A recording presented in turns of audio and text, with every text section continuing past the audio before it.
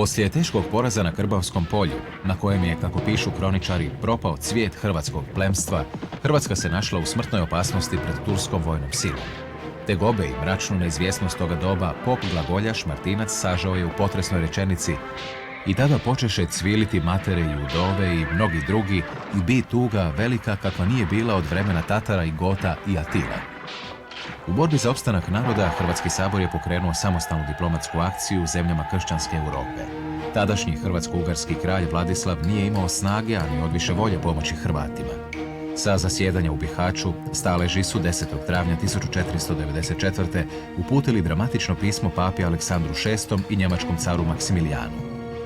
Više od 70 godina opiremo se strašnom neprijatelju, izlažući svoj život, čast i imetak, kaže se u poruci Maksimilijanu.